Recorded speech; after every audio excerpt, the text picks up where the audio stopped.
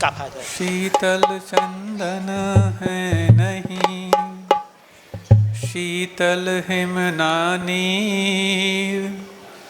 शीतल जिन तब मत रहा, शीतल हरता पीर। सुचिर काल से मैं रहा, मोह नींद से तृप्त, मुझे जगा कर कर कृपा, प्रभो करो परितृप्त। बोलिए देवादिदेव 1000 श्री पार्श्वनाथ भगवान की, देवादिदेव 1000 श्री शीतलनाथ भगवान की, परम पूज्य आचार्य परमेष्ठी गुरुदेव श्री विद्यासागर जी महामुनिराज की, निर्यापक श्रवण चतुष्टय मुनिराजों की,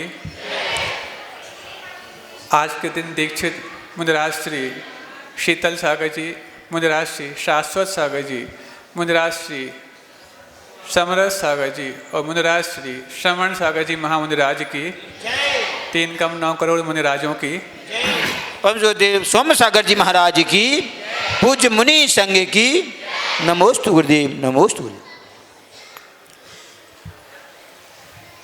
चाहे वो अंगुली पकड़कर चलाएं, चाहे वो अंगुली दिखाकर चलाएं, चाहे वो अंगुली तोड़कर चलाएं, बस इतनी सी बात है, अंगुली ना छुड़ाएं। क्योंकि जब अंगुली छूट जाती है तो फिर अंदर से वो एहसास जो अभी तक अंगुली पकड़ के आता था, जो अंगुली के इशारे को देखकर आता था, जो अंगुली के तोड़ने पर कुछ चटके मारने पर आता था, वो छूट जाता है।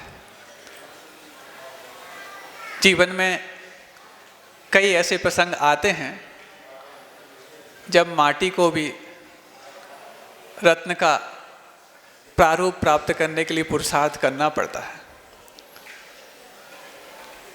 किले अंदर बात चल रही थी, मैं सुनता रहा।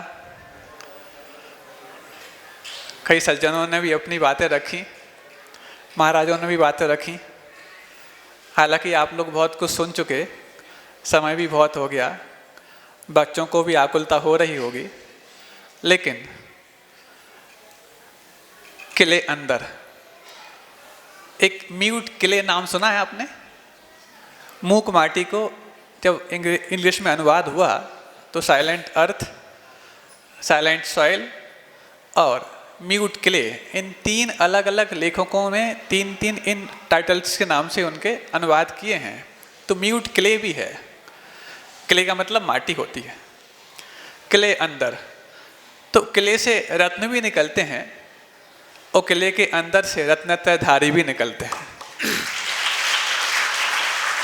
और जब शीतलनाथ भगवान, जिनके 1 नहीं 2 नहीं 3 कल्याणक 2014 के पहले तक आप मानते रहे, और चौथा कल्याणक भी केवल ज्ञान कल्याणक आपके समक्ष आया जब गुरुदेव ने अपनी उस आगम की पैनी नज़र से उसको आपके सामने लाके रख दिया। ये भी एक इत्तेफाक की बात है कि शीतलनाथ भगवान का भी गर्भस्थल, जन्मस्थल और तपस्थल और साथ साथ केवल ज्ञान का स्थल ये विदिशा रहा, तो शीतल सागर महाराज का भी गर्भभूमि, जन्मभूमि और तपोभूमि भी यही विदिशा है। हम भावना भाते हैं कि जैसे शीतलनाथ भगवान को केवल ज्ञान भी इसी भूमि पर प्राप्त हुआ, इस जीवन में तो नहीं हो पाएगा, लेकिन जब भी हो उनको भी कैवल्य की प्राप्ति शीतलनाथ भगवान के साथ साथ अपने स्वयं के जीवन में भी उस ज्योति को प्राप्त करने के लिए इस विदिशा नगर को धन्य करने का अवसर प्राप्त हो।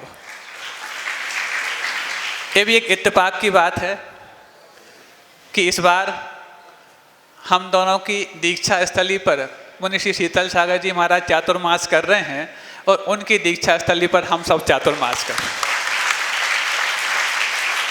हो जाता है ऐसा, वो सौभाग्यशाली हैं कि वो हम लोग की दीक्षा स्थली पर हम लोग के दीक्षा गुरु और स्वयं के दीक्षा गुरु के साथ चातुर्मास कर रहे हैं, हम भी भावना भाते हैं कि अगला चातुर्मास उनकी दीक्षा स्थली पर गुरुदेव के साथ साथ हम लोग का फिर से होगा।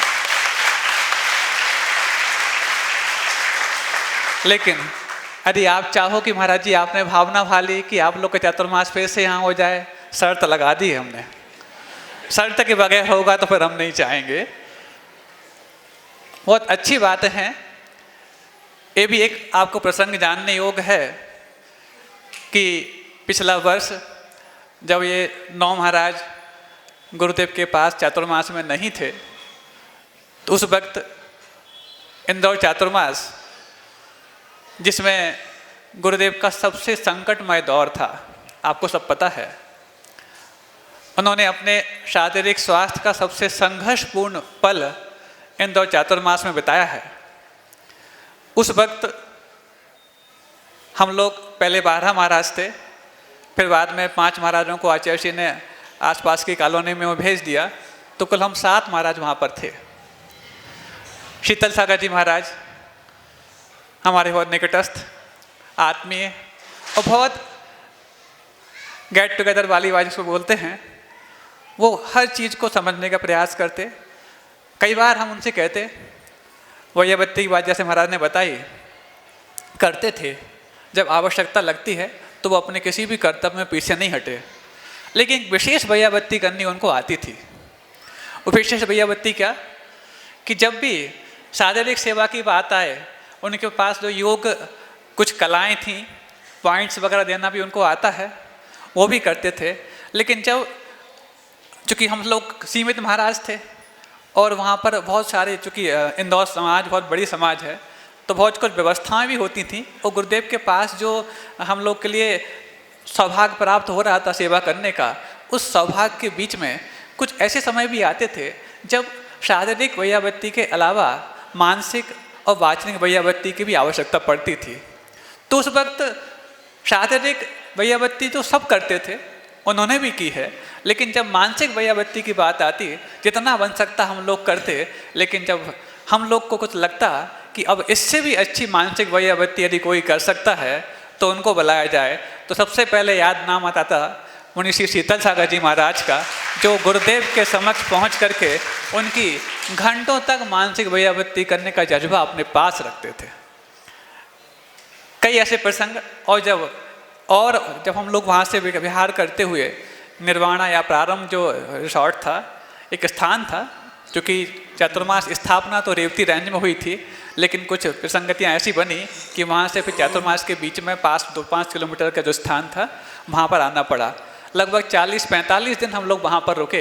इंदौर में ही है। में ले आते हैं धीरे से, फिर उनकी उंगलियां नहीं दिखाई देती कि अरे इतने प्रेम से तो यहाँ पर लाए थे, अब वो प्रेम दिखाई नहीं देता। अब वो उंगली जो ऐसी थी अब ऐसी हो जाती है। ध्यान रखना, मोक्ष मार्ग है, अपनी मर्जी नहीं चलेगी। और अगर उस पर भी किसी की उंगली, गुरुदेव की उंगली दिखाने के बाद भी उसको उंगली समझ में नहीं आती, तो कई बार उसके मन की उंगली को तोड़ना भी पड़ता है।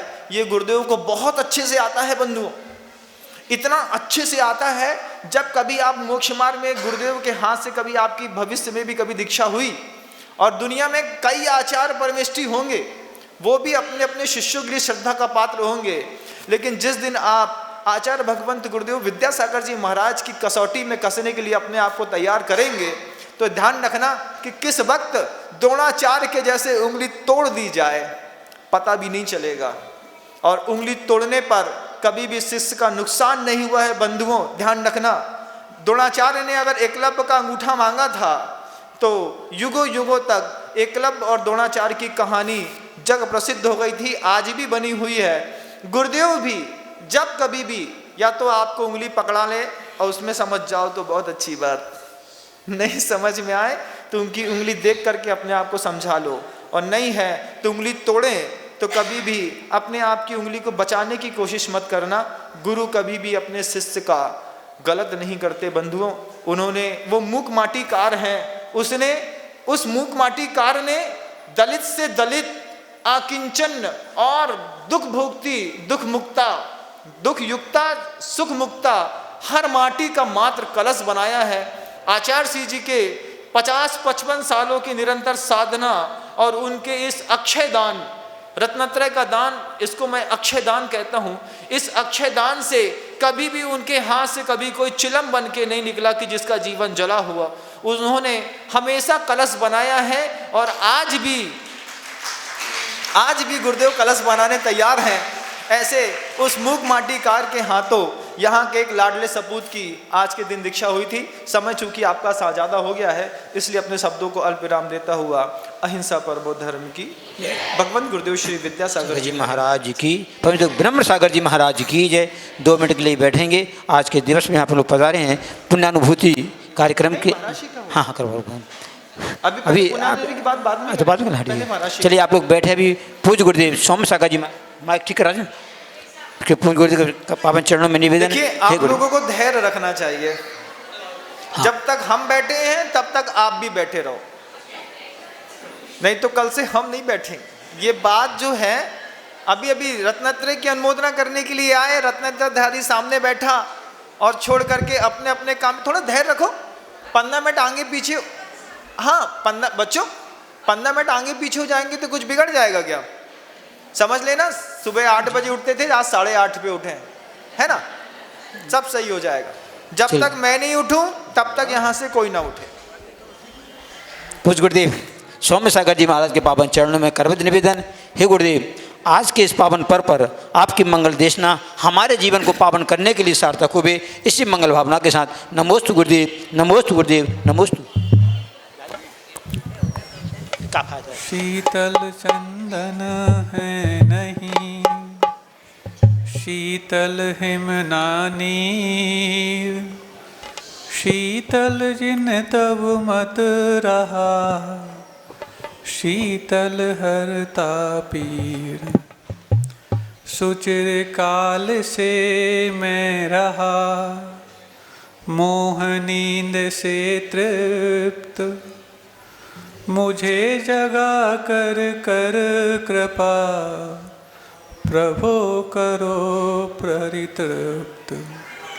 बोलिए देवादिदेव 1000 आशी पार्श्वनाथ भगवान की, देवादिदेव 1000 आशी शीतलनाथ भगवान की, परम पूज्य आचार्य परमेष्ठी गुरुदेव श्री विद्यासागर जी महामुनिराज की, निर्यापक श्रवण चतुष्टय मुनिराजों की,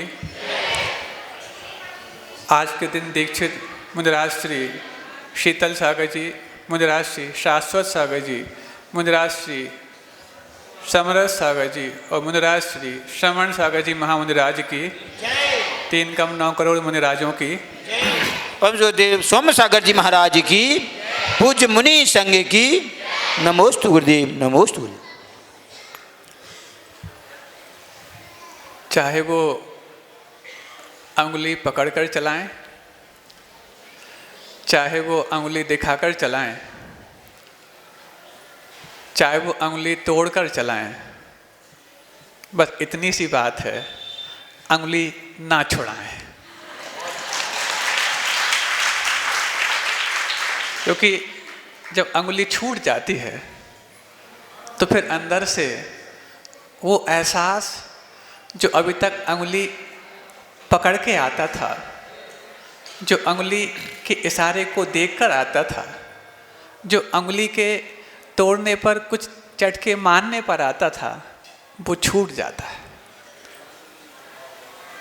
जीवन में कई ऐसे प्रसंग आते हैं जब माटी को भी रत्न का प्रारूप प्राप्त करने के लिए पुरुषार्थ करना पड़ता है। किले अंदर बात चल रही थी, मैं सुनता रहा।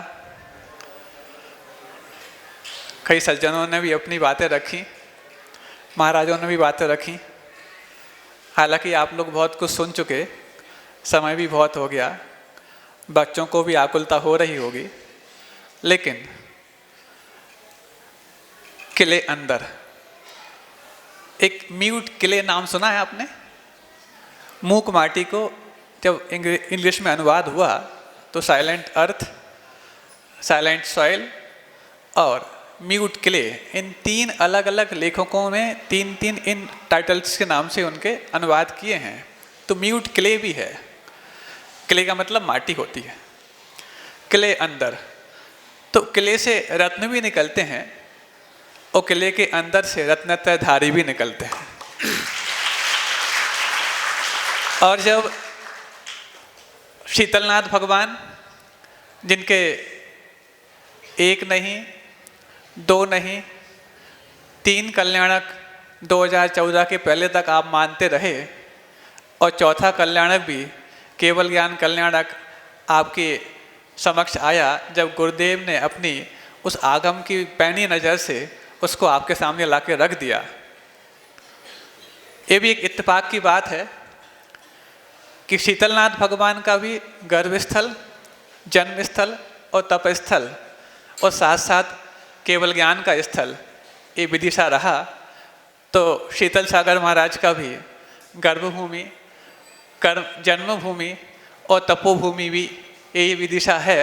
हम भावना भाते हैं कि जैसे शीतलनाथ भगवान को केवल ज्ञान भी इसी भूमि पर प्राप्त हुआ, इस जीवन में तो नहीं हो पाएगा, लेकिन जब भी हो उनको भी कैवल्य की प्राप्ति शीतलनाथ भगवान के साथ साथ अपने स्वयं के जीवन में भी उस ज्योति को प्राप्त करने के लिए इस विदिशा नगर को धन्य करने का अवसर प्राप्त हो। ये भी एक इत्तेफाक की बात है कि इस बार हम दोनों की दीक्षा स्थली पर मुनि श्री शीतल सागर जी महाराज चातुर्मास कर रहे हैं और उनकी दीक्षा स्थली पर हम सब चातुर्मास कर रहे हैं। हो जाता है ऐसा, वो सौभाग्यशाली हैं कि वो हम लोग की दीक्षा स्थली पर हम लोग के दीक्षा गुरु और स्वयं के दीक्षा गुरु के साथ चातुर्मास कर रहे हैं। हम भी भावना भाते हैं कि अगला चातुर्मास उनकी दीक्षा स्थली पर गुरुदेव के साथ साथ हम लोग का फिर सा होगा। लेकिन यदि आप चाहो कि महाराज जी आपने भावना भाली कि आप लोग का चातुर्मास फिर से यहाँ हो जाए, शर्त लगा दी है हमने, शर्त के बगैर होगा तो फिर हम नहीं चाहेंगे। बहुत अच्छी बात है। ये भी एक आपको प्रसंग जानने योग्य है कि पिछला वर्ष जब ये 9 महाराज गुरुदेव के पास चातुर्मास में नहीं थे, तो उस वक्त इंदौर चातुर्मास, जिसमें गुरुदेव का सबसे संकटमय दौर था, आपको सब पता है, उन्होंने अपने शारीरिक स्वास्थ्य का सबसे संघर्षपूर्ण पल इंदौर चातुर्मास में बिताया है। उस वक्त हम लोग पहले 12 महाराज थे, फिर बाद में 5 महाराजों को आचार्य जी ने आसपास की कॉलोनी में वो भेज दिया, तो कुल हम 7 महाराज वहाँ पर थे। शीतल सागर जी महाराज हमारे बहुत निकटस्थ, आत्मीय और बहुत गेट टुगेदर वाली बात जिसको बोलते हैं, वो हर चीज़ को समझने का प्रयास करते। कई बार हम उनसे कहते, वैयावत्ती की बात जैसे महाराज ने बताई, करते थे, जब आवश्यकता लगती है तो वो अपने किसी भी कर्तव्य में पीछे नहीं हटे। लेकिन विशेष वैयावत्ती करनी उनको आती थी। वो विशेष वैयावत्ती क्या कि जब भी शारीरिक सेवा की बात आए, उनके पास जो योग कुछ कलाएं थीं, पॉइंट्स वगैरह देना भी उनको आता है, वो भी करते थे। लेकिन जब चूँकि हम लोग सीमित महाराज थे और वहाँ पर बहुत सारे, चूँकि इंदौर समाज बहुत बड़ी समाज है, तो बहुत कुछ व्यवस्थाएं भी होती थी, और गुरुदेव के पास जो हम लोग के लिए सौभाग्य प्राप्त हो रहा था सेवा करने का, उस सौभाग्य के बीच में कुछ ऐसे समय भी आते थे जब शारीरिक वैयावत्ती के अलावा मानसिक और वाचनिक वैयावत्ती की भी आवश्यकता पड़ती थी। तो उस वक्त शारीरिक वैयावत्ती तो सब करते थे, उन्होंने भी की है, लेकिन जब मानसिक वैयावत्ती की बात आती, जितना बन सकता हम लोग करते, लेकिन जब हम लोग को कुछ लगता कि अब इससे भी अच्छी मानसिक वैयावत्ती यदि कोई कर सकता है तो उनको बुलाया जाए, तो सबसे पहले याद नाम आता था मुनि श्री शीतल सागर जी महाराज का, जो गुरुदेव के समक्ष पहुंच करके उनकी घंटों तक मानसिक वैयावत्ती करने का जज्बा अपने पास रखते थे। कई ऐसे प्रसंग, और जब हम लोग वहाँ से विहार करते हुए निर्वाणा या प्रारंभ जो रिसोर्ट था, एक स्थान था, क्योंकि चातुर्मास स्थापना तो रेवती रेंज में हुई थी, लेकिन कुछ विसंगतियाँ ऐसी बनी कि वहाँ से फिर चातुर्मास के बीच में 5 किलोमीटर का जो स्थान था वहाँ पर आना पड़ा। लगभग 40-45 दिन हम लोग वहाँ पर रुके, इंदौर में ही है वो भी। तो तो वहाँ पर ये इत्तेफाक की बात कि मुनि श्री शीतल सागर जी महाराज और मैं दोनों एक ही कक्ष में थे। इसके पहले तक 7 सालों में कभी ऐसा मौका नहीं पड़ा कि जब शीतल सागर जी महाराज और मैं एक साथ कभी बैठ पाया हूँ। ये पहली बार था और पहली बार में भी हमें इतना निकटता से उनका सानिध्य मिला, उनसे बहुत कुछ जो उनके अनुभव जो उनके लौकिक क्षेत्र के भी थे उनको जानने का मौका मिला। और ये बहुत बड़ी बात है कि एक किसी लौकिक क्षेत्र में विद्या प्रदान करने वाला व्यक्ति पारलौकिक क्षेत्र में भी विद्या प्रदान उसी समय करता रहा जब ऐसे नौनिहाल बच्चों को उन्होंने पाठशाला के वो गुर सिखाए जिसमें उन्होंने किले अंदर रह कर के भी अपनी किले से बाहर निकलने की कुव्वत जागृत कर ली। ये तो कुछ लोग तो ऐसे हैं जो किले में रह कर के भी किले में रहना ही पसंद करते हैं। उनको अतीन्द्रिय ज्ञान की बात तो बहुत सुहाती है, लेकिन जितेंद्रिय ज्ञान की बात कभी उनके मुख पर नहीं आती है। एक बार वो जितेंद्रिय ज्ञान की बात अपने मुख और मन पर लाना सीख जाएं, शायद उनको अतीन्द्रिय बनने में बहुत देर नहीं लगने वाली। लेकिन जितेंद्रिय ज्ञान के लिए पहले अपने इंद्रियों को जीतने की बात स्वीकार करनी पड़ेगी।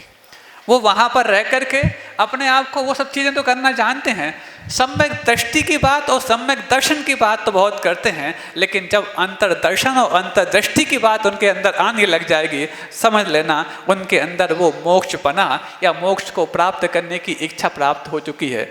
मोक्ष को प्राप्त करने की इच्छा जिसके पास हो उसका नाम मुमुक्षु नहीं होता बंधु, क्योंकि मुमुक्षु शब्द की व्याप्ति या व्युत्पत्ति कभी आपने समझी ही नहीं। मोक्षम वांछति इति मुमुक्षु इति ना, जो मोक्ष को चाहता है उसका नाम मुमुक्षु नहीं है। मोक्तुम वांछति, जो छोड़ना चाहता है उसका नाम मुमुक्षु है। आज तक जो मोक्ष को चाहता है उसको मुमुक्षु हम मानते रहे, बहुत बड़े गफलत और अंधकार में हैं हम। मोक्तुम इच्छति, जो छोड़ना चाहता है उसका नाम मुमुक्षु। किसी भी संस्कृत टीकाकार से, संस्कृत के ज्ञान रखने वाले से अथवा किसी वैयाकरण से इस मुमुक्षु शब्द की व्युत्पत्ति आप जान लेना। और वो जो अपने आप को मुमुक्षु मानने का एक ढोंग रचते हैं, उनको ये समझ लेना चाहिए कि मोक्तुम इच्छति, जो छोड़ना चाहते हैं, ये बात यदि उनके अंदर आ गई है तब अपने आप को मुमुक्षु कहने का वो साहस कर पाएँ। अथवा अभी तो फिर वो ना मुमुक्षु बन पाए हैं और ना अपने बुभुक्षुपन को छोड़ पाए हैं। इसको पहले समझ लेना चाहिए। बहुत सारी बातें अभी करनी है। अब जब एक प्रश्न आया, कल ही की बात है, मैं अंतिम बात करके अपनी जल्दी विराम करूंगा। कहना तो बहुत कुछ था, कभी और समय मिलेगा, क्योंकि हम दीक्षा दिवस को आप लोग एक दिन में मनाते हैं, हम लोग तो प्रतिदिन मनाते हैं। क्यों? गुरुदेव कहते हैं दीक्षा हर अंतर मुहूर्त में होती है, प्रतिदिन भी नहीं, प्रति अंतर मुहूर्त में प्रतिपल मनाते रहते हैं। क्योंकि दीक्षा दिवस मनाते समय गुरुदेव कहते हैं एक चीज याद रखना, दीक्षा दिवस मनाते समय एक चीज याद रखना, दीक्षा दिवस उस तिथि का नाम नहीं है जिस तिथि को आपने कुछ संकल्प धारण किए थे। दीक्षा दिवस तो उस स्थिति का नाम है जिस स्थिति को आपने अपनी मनस्थिति के साथ तालमेल बैठा करके और वस्तु स्थिति को प्राप्त करने की परिस्थिति निर्मित की थी। और ऐसी परिस्थिति यदि आपके जीवन में आ सकती हो तब तो फिर आपका दीक्षा दिवस मनाने का अधिकार आपके पास सुरक्षित है। नहीं तो फिर आप दीक्षा दिवस के मात्र कार्यक्रम कर सकते हैं, क्रम अपने आगे नहीं बढ़ा सकते हैं। क्रम का मतलब पैर होते हैं। तो कल एक प्रश्न आया, महाराज जी मोह कम कैसे करें? हमने कहा बहुत अच्छा, ये प्रश्न यदि दीक्षा दिवस के दिन आ जाए तो बहुत अच्छी बात है। कई लोग आप लोग दीक्षा दिवस मनाने आए हैं, कल तो हमने उसका सामान्य सा जवाब दे दिया। उस जवाब के साथ साथ मैं उसमें जो विशेष कहना चाहता हूँ उसको आप समझ लीजिए। मोह कम कैसे करें? तो हमने कहा 2 तरीके से कर सकते हो। एक तो वैसा जैसा तरीका शीतल सागर जी महाराज ने अपनाया, चटमगनी पट ब्याह वाली बात कि बस आहार दिए और सिर्फ मात्र आहार के वक्त अपना कुछ समर्पण नहीं किया, सर्वस्व समर्पण करने का भाव उन्हें अपने अंदर पैदा कर लिया। और तुरंत गुरुदेव के पीछे पीछे ऐसे आए कि 7 साल हो गए हैं, अभी तक गुरुदेव ने उनको अपने से पीछे नहीं किया। तो ऐसे कर सकते हो।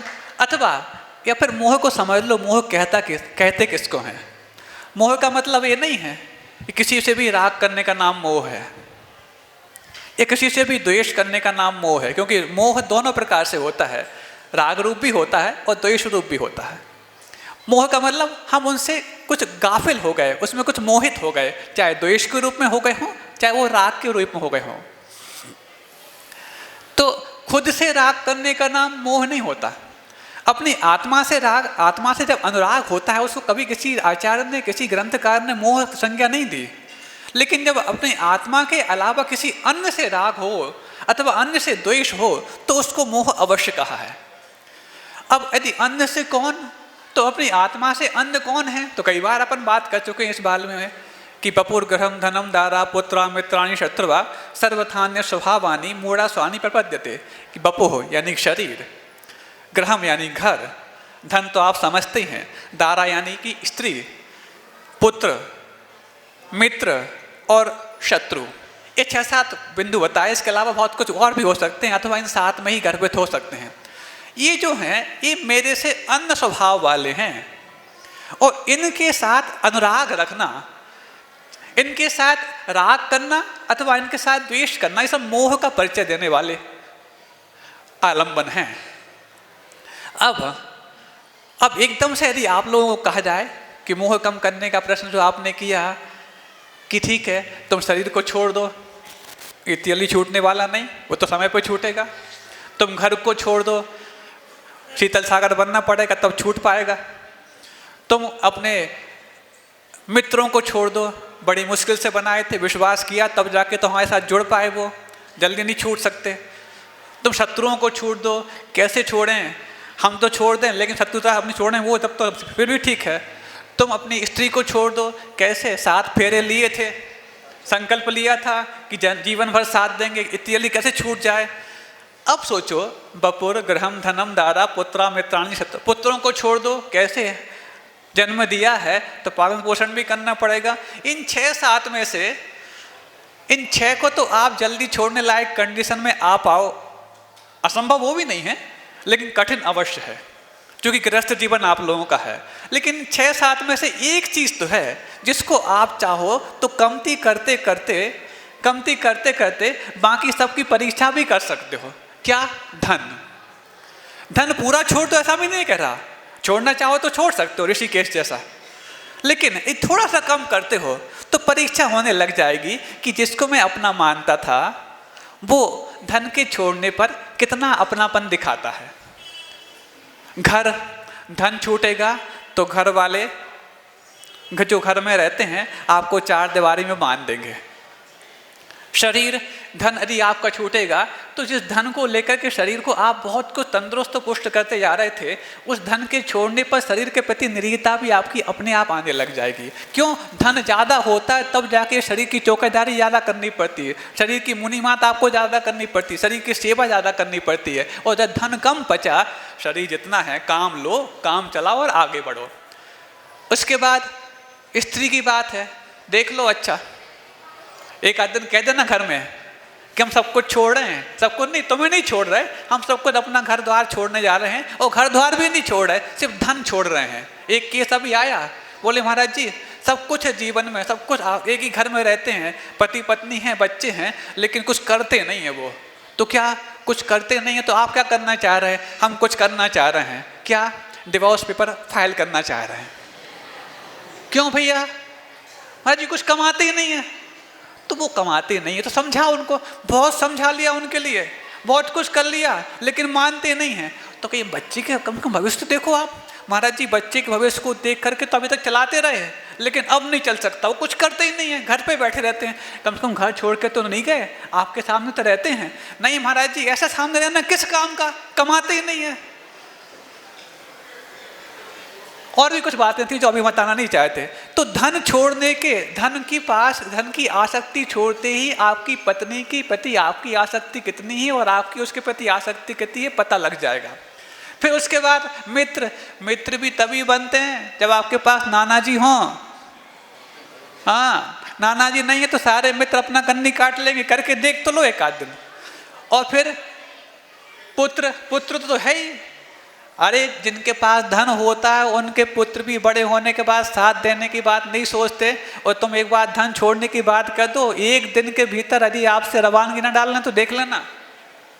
फिर उसके बाद शत्रु भी तो उस धन के कारण ही बने, क्योंकि आपके धन को देख करके वो ईर्ष्या कर रहे थे, और ईर्ष्या करते शत्रु बना लिया, तो शत्रु भी अपने आप कम होने लग जाएंगे, धन यदि आपका कम होगा। मतलब इन 6-7 में से धन एक ऐसी वस्तु हो गई जिसको लेकर के बाकी सबका मोह आपके साथ जुड़ा है, राग रूप हो अथवा द्वेष रूप हो। और धन को यदि कम करते चले जाओ, और धन को कम करते ही आपको अपनों की परीक्षा अपने आप होने लग जाएगी। तो मोह को कम करना है तो या तो इन 7 को कम कर दो, और यदि 7 में किसी को कम नहीं कर सकते, अपने कर्तव्य और दायित्व मान करके उनको जोड़ के रखा है, तो थोड़ा सा धन कम करके देखो, हो सकता है धन कम करने पर आपको बाकी 7 की परीक्षा अपने आप होने लग जाए। नहीं है तो धन ऐसी जगह कम कर दो ताकि आपकी स्वयं की समीक्षा आपके साथ होने लग जाए।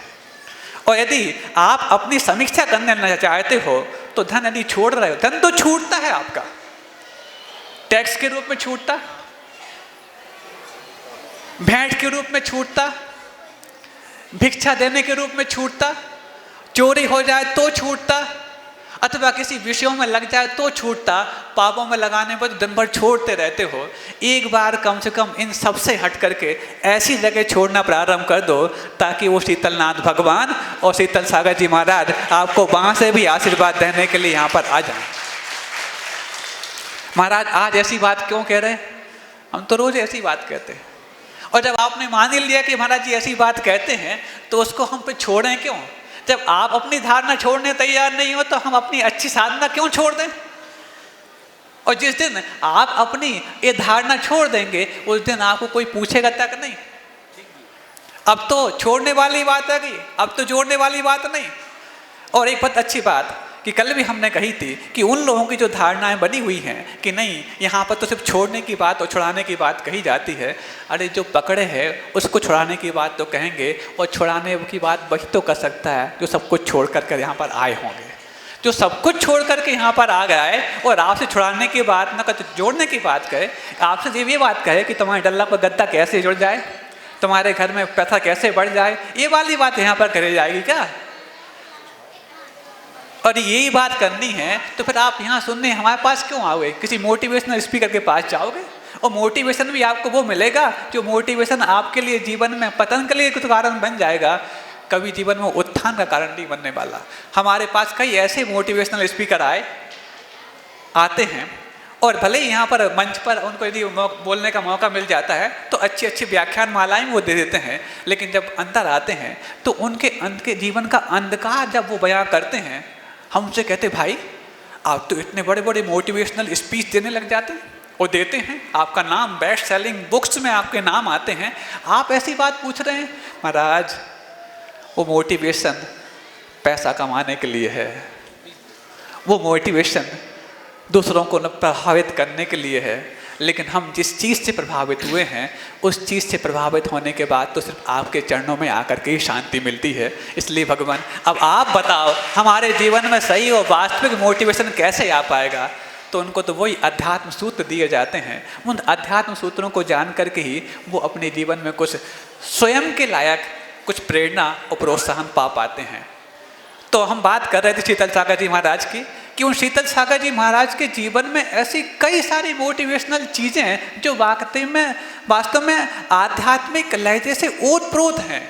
कई ऐसी चीज़ें जिनको आप कई बार वैज्ञानिक तौर पर अपने आप को बहुत ऊंचा मान करके और जिनको एक मात्र दकियानुसी और ऑर्थोडॉक्स कहने का दुस्साहस कर डालते हैं, उन चीज़ों को चुटकियों में शीतल सागर जी महाराज बहुत शांतिपूर्ण ढंग से और बहुत कहना चाहिए एक वैज्ञानिक दृष्टिकोण से आपको समझा करके मोक्ष मार्ग और धार्मिक मार्ग पर लगाने का जोर कर जाते हैं।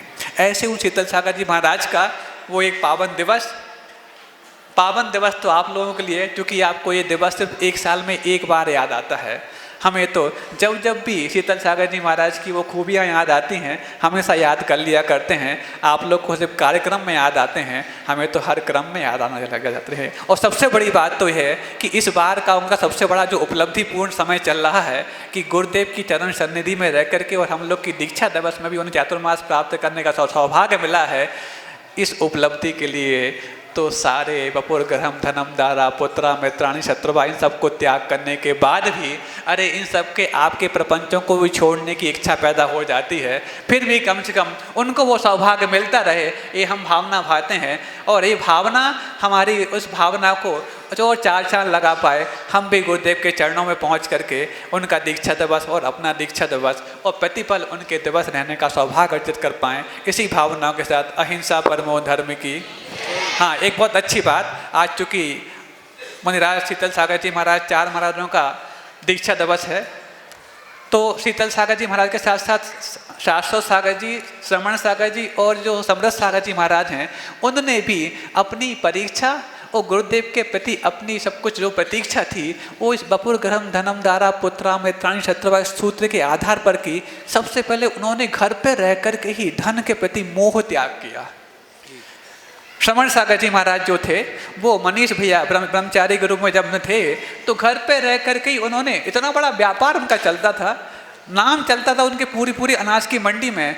सबसे पहले उन्होंने अपने घर पे रह करके, अभी उनकी कोई गारंटी नहीं थी कि दीक्षा हो पाएगी कि नहीं हो पाएगी, सबसे पहले उन्होंने अपना व्यापार घर में रह करके छोड़ दिया।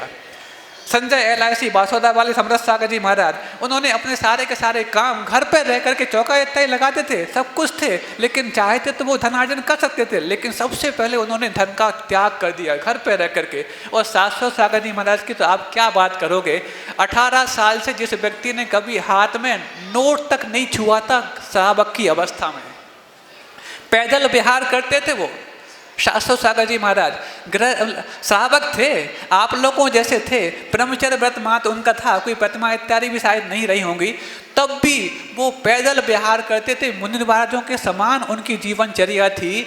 जब भी जिस भी ग्राम नगर से वो निकल जाते थे, जैसे मुनिराजों के पीछे लोग दौड़ जाया करते हैं, ऐसे उस श्रावक के पीछे लोग दौड़ जाया करते थे। ऐसा उस तपस्या का प्रभाव होता है, ऐसे उस जीवन में निरीहता और सादगी का प्रभाव होता है। ऐसे सादगी पूर्ण जीवन जीने वाले ऐसे 4 महारथियों का दीक्षा दिवस है। यदि आपको उनको अपने जीवन में स्वीकार करना है और ध्यान और स्मरण का विषय बनाना है, तो आपके जीवन में थोड़ी सी निरीहता और सादगी तो अवश्य आने लग जाए। एक बात आज मैं और कहना चाहता हूँ, कई बार आप लोग आकर के बोले महाराज जी आपके पास समय नहीं मिल पाता, कई बार हम व्रत नियम प्रतिमा इत्यादि के बारे में समझना चाहते हैं। तो आज शीतल सागर जी महाराज जो 4 महाराजों का दीक्षा दिवस है, उस उपलक्ष्य में आज हम अलग से दोपहर में, यहाँ तो नहीं दे पाएंगे, अपने कक्ष में आप लोगों के लिए एक समय निर्धारित कर रहे हैं। जिन लोगों के लिए व्रत प्रतिमा के बारे में कुछ समझना हो, जानकारी प्राप्त करना हो, दोपहर में 3:30 बजे हमारे पास आ सकते हैं। आज बहुत अच्छा दिन है और कार्तिक कृष्ण अष्टमी जिस दिवस को इन 4 महाराजों ने पावन किया था, उस पावन दिवस में हम भी कुछ अपना त्याग करना चाहते हैं और जो चीज़ों में हम लगे रहते हैं उस समय को छोड़ करके आज आप लोगों के लिए इस संबंधी कुछ जिज्ञासाएं हों, जानकारी प्राप्त करना चाहते हो, तो 3:30 बजे हमारे पास आकर के जानकारियाँ प्राप्त कर सकते हैं। और इस बीच में यदि आपके कुछ भाव बन जाएं तो अलग विषय है, नहीं तो मात्र जानकारी प्राप्त कर सकते हैं कि पहली प्रतिमा का, दूसरी प्रतिमा का, तीसरी प्रतिमा का स्वरूप क्या है। अभी तक उन प्रतिमाओं की तो बात करते रहे जो सहस्त्रकूट की वो संवत्सरण की थी, अब हम व्रत प्रतिमा की बात भी आज कर लेंगे। आप लोग आ सकते हैं, लेकिन तो कई लोगों की धारणा ऐसी बनी है कि महाराज जी के पास ये सारी बातें होती ही नहीं हैं। आपको पता होना चाहिए ये सारी बातें कितनी हो गई और कितने प्रतिमाधारी अभी यहाँ तैयार हो गए। जब लिस्ट सामने आएगी तो आपको हैरानी होगी। अहिंसा परमो धर्म की, बोधि समाधि परिणाम शुद्धि स्वात्मोपलब्धि। बैठे रहेंगे, अभी बैठे रहेंगे 2 मिनट। चिंतामणिम चिंतित वस्तु दाने त्वाम वंदे मानस्य भवास्तु देवी। सोम सागर जी महाराज की जय।